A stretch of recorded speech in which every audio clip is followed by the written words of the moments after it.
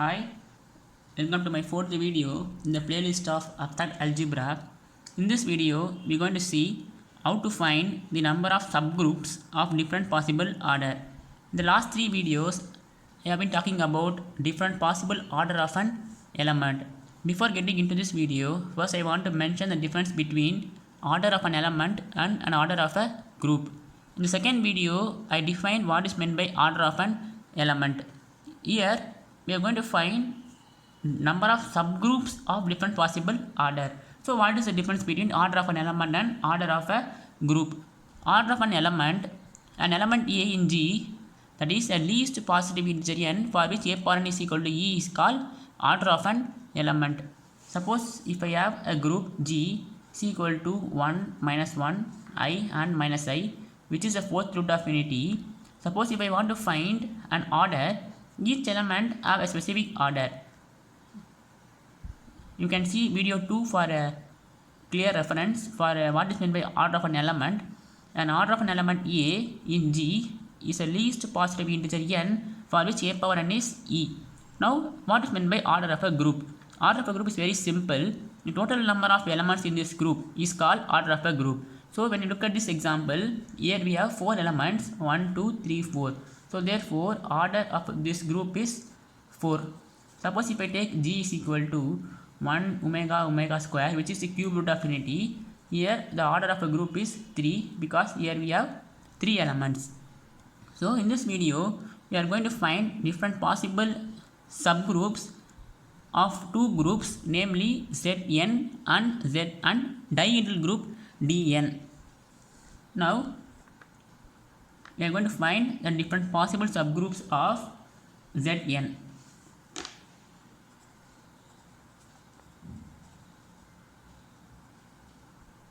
You know that Zn is a group with respect to addition modulo, and it is also an abelian group, and it is not cyclic for every n. If n is prime, then the group Zn is cyclic, that is in specific Zp, where p is a prime, is cyclic. Now we are going to find number of subgroups of Zn. First I will give an example to find number of subgroups of Z6.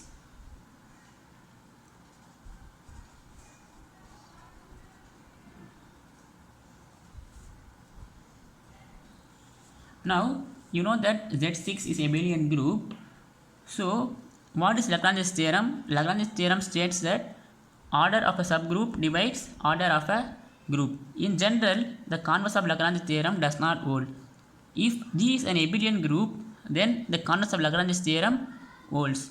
So therefore, to find the number of subgroups of Zn, it is enough to find the number of divisors of Zn. So number of subgroups is same as is to find the number of divisors of 6. Since Z6 is abelian, so therefore converse of Lagrange's theorem holds. So therefore it is enough to find the number of divisors of 6.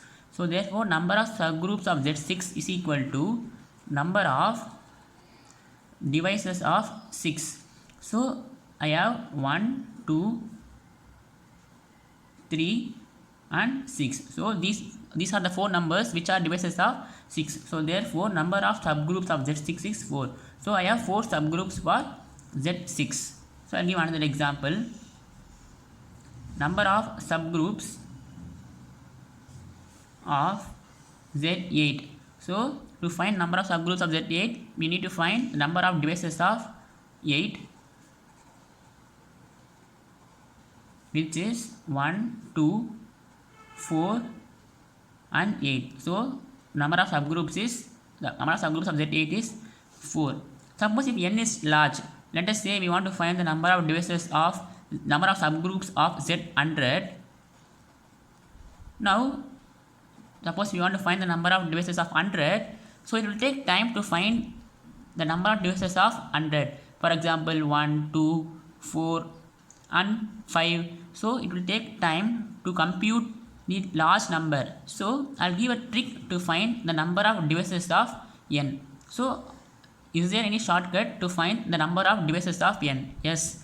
Suppose if you want to find the number of divisors of 6, first you want to factorize 6. You take LCM. which is 2 into 3, 3 into 1. So I can write 6 as 2 into 3, 2 power 1 into 3 power 1, 3 power 1. So therefore number of devices is, you just put this power here and add 1 into, and then you put the power here and add 1. So which is 2 into 2, which is 4. Again for this you want to factorize 8. So 2 into 4, 2 into 2, 2 into 1. So I can write 8 as 2 cube, so which is 3 plus 1. So you want to write the power as it is and then you want to add, so which is 4.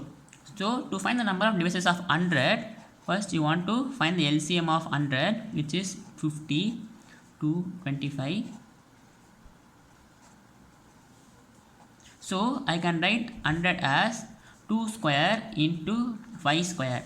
So first you want to write the power as it is and then you want to add into, and then you want to write this power as it is and then you want to add 1. So which is 3 into 3. So there are 9 devices for 100. So therefore the number of subgroups of Z100 is 9. And then I'll give another example. Z20. So we need to find the number of devices of 20 to find the number of subgroups of Z20. Again I want to factorize 20 to 10 to 5, 5 into 1. So this is 20 is equal to 2 square into 5 power 1. So you want to write this power as it is and then you want to add 1 into, and then you want to write this power as it is and then you want to add 1. So which is 3 into 2. So therefore there are 6 devices for 20. So therefore number of subgroups of Z20 is 6. And again the number of subgroups for Z100 is 9, and number of subgroups of Z6 is 4, and number of subgroups of Z8 is 4 again. Now I am going to find the number of subgroups of Dn, which is a dihedral group on n symbol. We first go through what is meant by dihedral group in basic algebra textbook. That is, the possible group of reflections, rotations are called the dihedral group. Now I am going to find the total number of subgroups of Dn. So I will give a general formula to find the number of subgroups of Dn. So number of subgroups of Dn is equal to tau of n plus sigma of n, where tau of n is the number of devices of n. So we have found these are tau of n. So tau of 100 is 9, tau of 20 is 6, and then tau of 6 is 4, and tau of 8 is again 4. So tau of n represents the number of devices of n, and sigma n represents, sigma n is the sum of devices of n. So, and the order of dihedral group is 2n. I will write just n here, and order of Zn is n. So total number of elements in Zn is n elements. So here you have a group of 6 elements, and from 6 elements I can have 4 subgroups, and here it have 8 elements, and from 8 elements I can able to find 4 subgroups. So we are going to find the total number of subgroups of dihedral group Dn. So to find number of subgroups of D2. First I will find number of subgroups for D2. Then the formula is very easy. Number of subgroups of D2 is equal to tau of 2 plus sigma of 2. So tau of 2, number of devices for tau of 2, that is 1 and 2 are the 2 devices of 2. So therefore tau of 2 is 2 plus sum of devices, 1 and 2 are the devices of 2, and sum is 3. So here I have 3, so which is 5. So I have 5 subgroups for D2, and then I will find number of subgroups for D6, and again I will repeat that order of Dn is 2n. So here I have 12 symmetries, that is 12 deflections, rotations, I have 12 elements in this group. So number of subgroups of D6 is tau of 6 plus sigma of 6. So again, to find number of divisors of 6, first you want to factorize 6, that is you want to make LCM 3 into 1. So I can write 6 as 2 into 3, 2 power 3 power 1, and then you want to write this power as it is plus 1 into, and then you want to write this power as it is plus 1, which is 2 into 2, which is 4. So which is 4, so tau of 6 is 4. So we want to find sigma of 6. So 4 divisors of 6 are 1, 2, 3 and 6.